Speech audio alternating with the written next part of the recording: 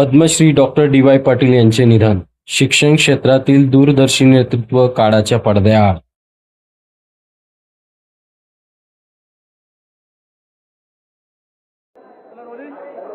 महाराष्ट्रातील मागील पिढीचे एक अतिशय जाणते नेते म्हणून ज्यांच्याकडे पाहिलं जायचं असे डी.वाय. पाटील दादा यांचा दुःखद निधन झालं.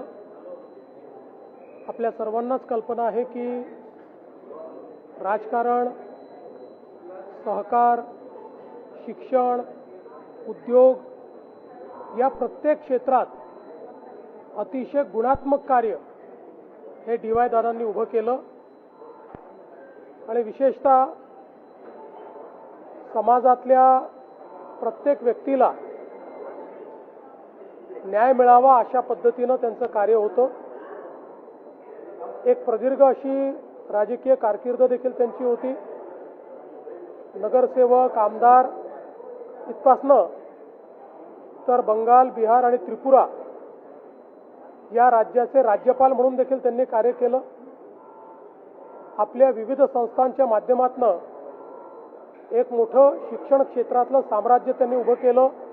सहकार क्षेत्रात अतिशय उत्तम काम केलं, उद्योग क्षेत्रात काम केलं आणि सगळ्यात महत्त्वाचं अजातशत्रू अशा पद्धतीचं त्यांचं व्यक्तिमत्व होतं. समाजातल्या सर्व लोकांशी, सर्व पक्षाच्या लोकांशी, सर्व विचारांच्या लोकांशी अतिशय सलोख्याचे त्यांचे संबंध होते.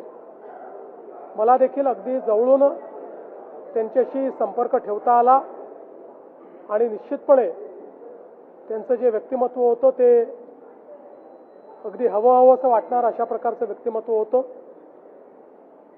त्यांच्या जाण्यामुळे निश्चितपणे जुन्या पिढीतला एक जाणता नेता, एक द्रष्टा नेता आपल्यातनं निघून गेलेला आहे. मी त्यांना विनम्र श्रद्धांजली अर्पण करतो.